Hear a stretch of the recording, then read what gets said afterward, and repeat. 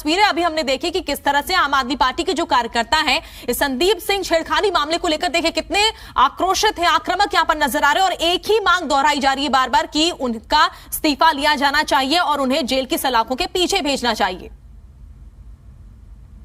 विपक्षी दल हालांकि इस मामले को लेकर सरकार को घेर रहे हैं, लेकिन आम आदमी पार्टी ने सबसे पहले प्रदर्शन शुरू कर दिए हैं। चंडीगढ़ में भी आम आदमी पार्टी की यूथ विंग का प्रदर्शन हुआ था, जहां पर हम अभी खड़े हैं यहीं पर ही अभी प्रदर्शन हुआ था और भारी संख्या में पुलिस बल भी यहाँ पर मौजूद था। और जो लोग थे आम आदमी पार्टी में, तो यही कहना था कि मंत्री पद से बर्खास्त किया जाए, बल्कि गिरफ्तारी भी होनी चाहिए और उनका जो विधायक पद है वो भी वापस लिया जाना चाहिए। तो संदीप सिंह से जो भी तमाम जो सरकारी पद है उनके पास, वो सब वापस लिए जाने चाहिए और अगर ऐसा नहीं हो पाता तो जांच प्रभावित इससे होगी। और अगर सरकार इन मांगों को नहीं मानती है तो आम आदमी पार्टी का प्रदर्शन लगातार जारी रहेगा। पूरे प्रदेश भर में वो लोग प्रदर्शन करेंगे।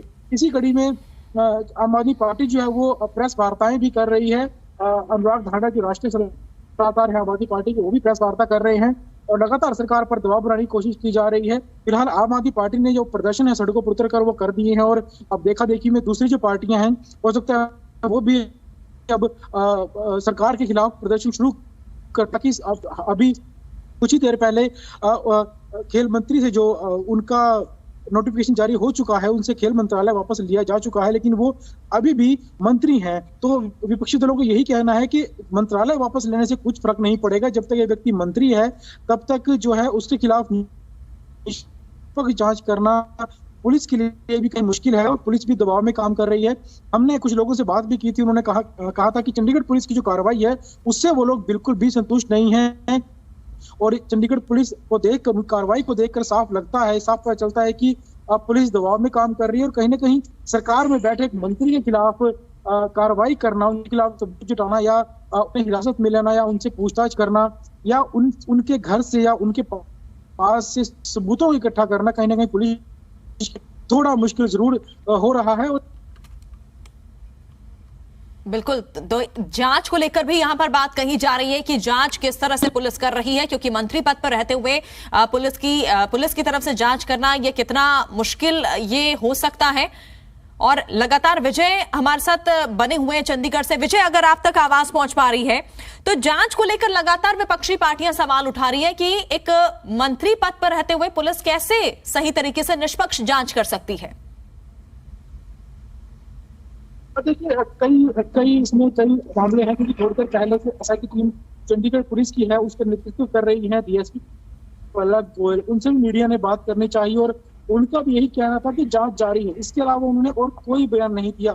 जब मीडिया ने कुछ और सवाल पूछने की कोशिश की, उन्होंने सिर्फ एक ही सवाल दिया, मामले में जांच जारी है, और इतना कहकर वो वहां से चली गई। इससे पहले जो चंडीगढ़ की एसएसपी हैं मनीषा चौधरी, उनसे भी ये सवाल पूछे गए थे, उन्होंने भी सिर्फ एक ही जवाब दिया था कि एसआईटी की टीम मामले की जांच कर रही है और जो भी जांच होगी, किस तरह जांच आगे बढ़ेगी वो बता दिया जाएगा। फिलहाल इस मामले में कहने के लिए कुछ नहीं है, सिर्फ इतना ही कहा गया कि जांच जारी है। इसके बाद वो भी वहां से उठकर चली गई। तो पुलिस की जो आला अधिकारी हैं वो कोई सवालों के जवाब नहीं दे रहे हैं। दूसरे सवाल पूछे जाते हैं कि पूछताछ कहां तक पहुंची है, सबूत क्या कुछ मिल पाए हैं मामले में, और आरोपी के खिलाफ कार्रवाई पुलिस कब तक करेगी।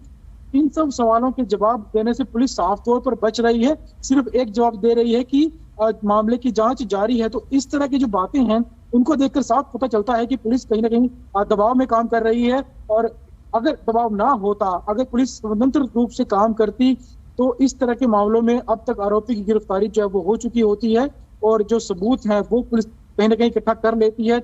और पूछताछ का जो दौर है वो लगातार इस तरह के मामलों में चलता है और कड़ी कार्रवाई जो है इन धाराओं के तहत की जाती है, जो इस मामले में देखने को फिलहाल नहीं मिली है।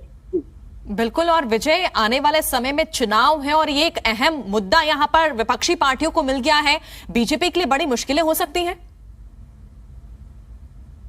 बिल्कुल, बीजेपी इस समय एक मझधार में फंसी हुई दिखाई दे रही है, क्योंकि अगर वो अपनी मंत्री को बर्खास्त करती है तो कहीं ना कहीं लोगों में संदेश जाएगा कि मंत्री की कोई गलती थी, उनका दोष था, जिस वजह से सरकार ने अपनी सरकार ने उन्हें बर्खास्त कर दिया। और अगर सरकार उन्हें बर्खास्त नहीं करती, लोगों में ये संदेश जा रहा है कि एक मंत्री जिस पर इतने गंभीर आरोप लगे हैं, एक महिला कोच ने उन पर आरोप लगाए हैं, इसके बावजूद भी सरकार मंत्री को बर्खास्त नहीं कर रही है। तो दोनों दोनों बातों में जो है बदनामी सरकार की है। और इस समय सरकार के लिए ये एक ऐसा माहौल बन गया है कि खुद वो लोग समझ नहीं पा रहे हैं कि आखिर करना क्या चाहिए। क्या उन्हें बर्खास्त कर देना चाहिए, उनसे इस्तीफा ले लेना चाहिए, या फिर पुलिस को सबूत मिलने तक कोई इंतजार करना चाहिए कि पुलिस कोई ठोस सबूत सामने लाए और उसके बाद जो है उन्हें मंत्री पद से बर्खास्त किया जाए। तो बीजेपी के लिए कहीं ना कहीं मुश्किल घड़ी है और इस तरह के जो विरोध प्रदर्शन है विपक्षी पार्टियों के वो और मुश्किलें खड़ी कर रहे हैं।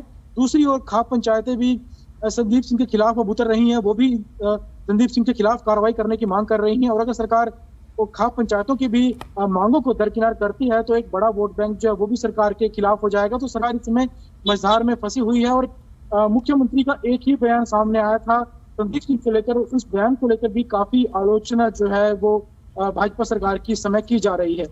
बिल्कुल, और लगातार देखिए हम यहाँ पर तस्वीरें भी देख रहे हैं आम आदमी पार्टी का जो प्रदर्शन हो रहा था, बड़ी संख्या में इस प्रदर्शन में महिलाएं भी देखिए शामिल हुई हैं। पुलिस ने उन्हें लगता है कि बस में यहाँ पर लेकर वो उन्हें जा रही है क्योंकि हालात काफी हो सकता है बिगड़ गए होंगे।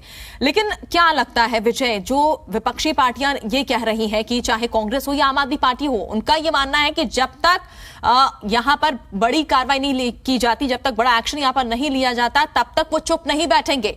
तो कहीं ना कहीं दबाव बनाने की यहां पर कोशिश जो सरकार पर हो रही है वो नजर आ रही है।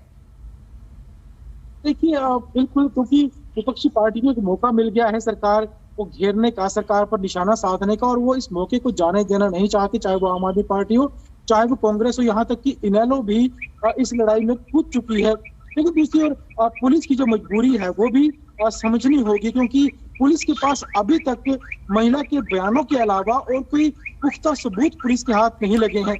जो जूनियर कोच का मोबाइल है वो पुलिस ने जांच के लिए भेज दिया है। हो सकता है जब उसकी रिपोर्ट आए उसके बाद पुलिस के हाथ में कोई पुख्ता जो सबूत है वो मिल जाए। जिस टी शर्ट के फटने की बात कह रही थी जूनियर कोच, अगर वो टी शर्ट पुलिस को मिल जाती है उस टी शर्ट को भी जांच के लिए भेजा जाएगा। तो इस तरीके से अगर कुछ एक सबूत पुलिस के हाथ लग जाते हैं तो पुलिस कम से कम स्वतंत्र होगी जांच करने के लिए मंत्री के खिलाफ। लेकिन फिलहाल पुलिस के पास महिला के बयानों के अलावा और कोई पुख्ता सबूत है ही नहीं जिनके आधार पर पुलिस जांच करे। और एक सरकार में एक मंत्री एक बड़ा व्यक्ति होता है, अगर उसके खिलाफ बिना सबूतों की जांच की जाए और बाद में जो सबूत मिले वो झूठे पाए जाए तो उसके लिए पुलिस के लिए भी कहीं ना कहीं मुश्किलें खड़ी हो जाती हैं। और जो चंडीगढ़ की जो एसएसपी हैं मनीषा चौधरी, वो भी हरियाणा कैडर से आती हैं, तो उन्हें भी बहुत सोच समझ कर काम करना पड़ रहा है, क्योंकि वो यहाँ पर डेपुटेशन पर हैं और 8-9 महीने के बाद उन्हें वापस हरियाणा में ही तैनात कर दिया जाएगा। इससे पहले भी वो पानीपत में ही तैनात थी, तो वो भी काफी सोच समझकर काम कर रही हैं, बयानबाजी काफी सोच समझकर हो रही है। तो कहीं ना कहीं भी पुलिस ऐसी लापरवाही नहीं बरतना चाहती कि जिससे पुलिस को ही कटघरे में खड़ा कर दिया जाए। लेकिन जो जांच है फिलहाल अगर वर्तमान की बात करें तो वो जरूर ढीली है पुलिस की। अब या तो पुलिस दबाव में काम कर रही है या फूंक फूंक के कदम रख रही है, ये तो पुलिस ही बेहतर बता सकती है।